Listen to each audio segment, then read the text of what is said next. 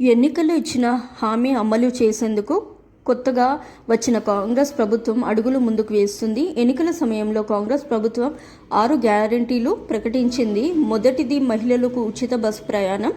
దానిని సక్సెస్ఫుల్గా అమలు చేస్తున్నారు.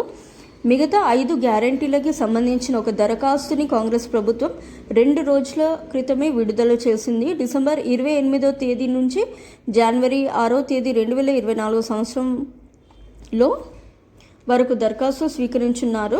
దీనికి తెలంగాణ రాష్ట్ర ప్రభుత్వం అభయహస్తం అనే పేరుతో 4 పేజీల ఫామ్ని విడుదల చేసింది.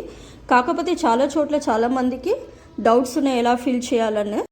నాకు తెలిసిన కొన్ని విషయాలు మీతో షేర్ చేసుకుంటాను. దరఖాస్తు సంఖ్య అని ఇది ప్రభుత్వం వాళ్ళు చూసుకుంటాం, మనం ఫిల్ చేయాల్సిన అవసరం లేదు. అలాగే దరఖాస్తుదారు ఇంటి యజమాని పేరు, ఒకవేళ మీ రేషన్ కార్డులో మీ హస్బెండ్ పేరు ఉంటే హస్బెండ్ పేరు రాయండి, లేకపోతే వైఫ్ పేరు ఉంటే వైఫ్ పేరు రాయొచ్చు. యజమాని పేరు అయితే ఇక్కడ వేసేయాలి. అలాగే దాని తర్వాత స్త్రీ అయితే స్త్రీ అని టిక్ చేయాలి, పురుషుడు అయితే పురుషుడు అని టిక్ చేయాలి, ఇతరులు అయితే ఇతరులు అని. అలాగే మీరు ఏ సామాజిక వర్గానికి చెందిన వారు అయితే ఎస్సీ అయితే ఎస్సీ, బీసీ అయితే బీసీ, మైనారిటీ అయితే మైనారిటీ, పుట్టిన తేదీ, డేట్, మంత్, ఇయర్, అలాగే ఆధార్ కార్డ్ నంబర్, మీ ఆధార్ కార్డ్ నంబర్ ఇక్కడ వేసేయాలండి.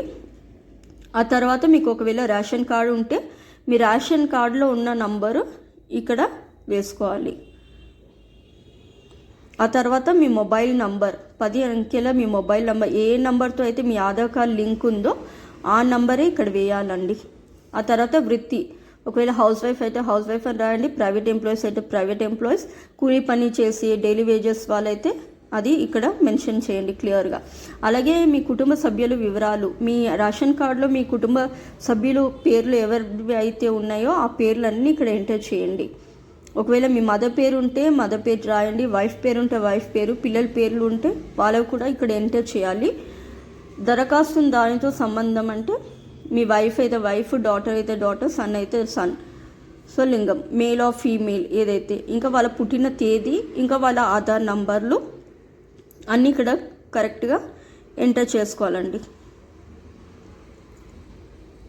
సో కరెక్ట్గా మీరు ఇవి ఫిల్ చేసేటప్పుడు మీ డాక్యుమెంట్స్ అన్నీ పక్కనే పెట్టుకొని దాంట్లో ఎలా అయితే ఉందో మీ ఇనీషియల్తో సహా అన్నీ కరెక్ట్గా ఫిల్ చేయండి. ఎందుకంటే మాటి కొట్టేయడం అలాంటివి చేయకూడదు.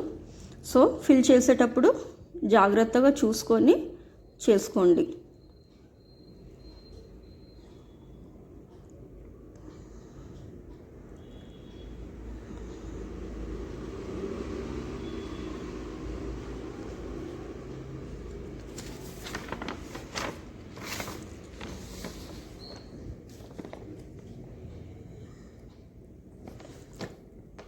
ఆ తర్వాత నెక్స్ట్ చిరునామా అండి. ఇక్కడ ఇంటి నంబర్, వీధి, మీ ఆధార్ కార్డులో ఎలా మీ అడ్రస్ ఉందో ఆ అడ్రస్ని కరెక్ట్గా ఇక్కడ ఎంటర్ చేయాలి. అలాగే మీ గ్రామం, మున్సిపాలిటీ అంటే మీరు ఉన్న ప్లేస్ ఏ గ్రామం కిందకు వస్తుందో ఆ గ్రామం పేరు రాయాలి. లేకపోతే మున్సిపాలిటీ, మీ గ్రామానికి చెందిన మున్సిపాలిటీ ఏదైతే ఉందో ఆ పేరు ఇక్కడ ఎంటర్ చేసుకోవాలి. అలాగే వార్డు నంబర్, ప్రతి గ్రామానికి ఒక వార్డ్ నంబర్ ఇస్తారండి, ఆ వార్డ్ నంబర్ ఇక్కడ ఎంటర్ చేయండి. అలాగే మండలం, ఏ మండలంలో మీ ప్లేస్ వస్తుందో అది కరెక్ట్గా ఇక్కడ ఎంటర్ చేయాలి. అలాగే జిల్లా, డిస్ట్రిక్ట్ పేరు. అభయహస్తం గ్యారంటీ పథకాలు లబ్ధి పొందడానికి వివరాలు. ఇప్పుడు మీరు మహాలక్ష్మి స్కీమ్ కోసం అప్లై చేస్తే ప్రతి నెల ఇది 2500 ఆర్థిక సహాయం కావాలంటే ఇక్కడ టిక్ చేసుకోండి. ఒకవేళ గ్యాస్ సిలిండర్ కావాలంటే ఇక్కడ టిక్ చేయండి. మీ గ్యాస్ కనెక్షన్ నంబర్, మనం స్టార్టింగ్లో గ్యాస్ కనెక్షన్ తీసుకున్నప్పుడు మన కన్జ్యూమర్ నంబర్ ఉంటుంది కదా, దాన్ని ఇక్కడ ఎంటర్ చేసేయండి. సరఫరా చేస్తున్న కంపెనీ పేరు, అంటే మీరు ఉండే ఏరియాకి ఒక గ్యాస్ కంపెనీ ఏజెన్సీ ఉంటుంది. గ్యాస్ కంపెనీ ఏజెన్సీ పేరు రాయాలి. ఇండియన్ అయితే ఇండియన్, భారత్ అయితే భారత్, హెచ్పి. సంవత్సరానికి వినియోగిస్తున్న గ్యాస్ సిలిండర్ 6 అయితే 6, 7 అయితే 7, 8 అయితే 8. సో రైతు భరోసా పథకం, రైతులకి ప్రతి ఏటా ఎకరానికి ₹15,000. రైతు అయితే రైతు అని టిక్ చేయాలి, కౌలు రైతు అయితే కౌలు రైతు అని. పట్టదారు పాసు పుస్తకం నంబర్, ఇది రైతుకు సంబంధించిందండి, వాళ్ళ దగ్గర పాస్బుక్ ఉంటుంది, దాంట్లో నంబర్ ఇక్కడ ఎంటర్ చేసుకోవాలి. సాగు చేసిన భూమి వివరాలు అది కూడా దాంట్లోనే ఉంటుంది, ఇక్కడ ఎంటర్ చేయాలి. వ్యవసాయ కూలీలకు ఏటా 12,000 ఇది కావాలంటే ఇక్కడ టిక్ చేయాలి. ఉపాధి హామీ కార్డు నంబరు, ఇందిరమ్మ ఇండ్ల కోసం కావాలంటే ఇక్కడ టిక్ చేయాలి. అమరవీరులు మరియు ఉద్యమకారులకు సంబంధించింది అయితే ఇక్కడ వాళ్ళ ఫ్యామిలీ డీటెయిల్స్, ఆయన పేరు, అమరులైన సంవత్సరం, FIR number, death certificate numbers ఇవన్నీ వాళ్ళ పాస్బుక్ ఉంటుందండి, దాంట్లో ఉంటాయి. తెలంగాణ ఉద్యమంలో పాల్గొన్నారా? అవునైతే అవును, కాదైతే కాదు.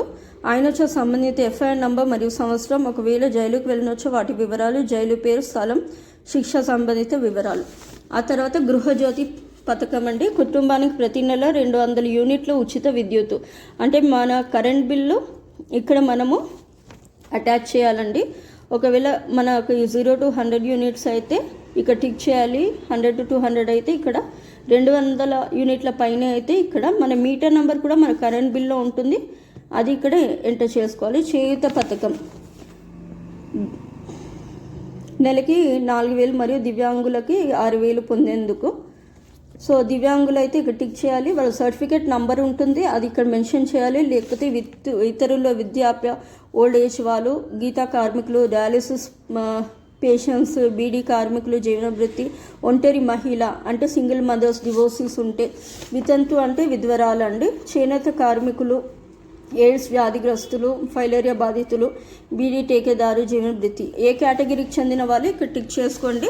దాని తర్వాత మనం దీంతో అటాచ్ చేయాల్సిన కాపీస్ ఏదైతే ఆధార్ కార్డ్ జిరాక్స్ ప్రతి కాపీ, ఒకటి తెల్ల రేషన్ కార్డు ఉంటే అది ఇక్కడ అటాచ్ చేసుకోవాలండి. సో ఇక్కడ సైన్ చేసి మీ పేరు, మీ తేదీ, ఏ రోజైతే మనం సబ్మిట్ చేస్తున్నామో ఆ డేట్ని ఇక్కడ మెన్షన్ చేయాలండి. సో ఇది కింది ఫామ్ అయితే మనం చేయాల్సిన అవసరం లేదు. ఇక్కడ మనం ఎక్కడైతే సబ్మిట్ చేస్తామో అక్కడ ఉన్న ప్రభుత్వ అధికారులే ఇవన్నీ ఫిల్ చేసి ఈ రసీదు మనకి వాళ్ళు ఇచ్చేస్తారండి. సో మీకు ఉపయోగపడితే లైక్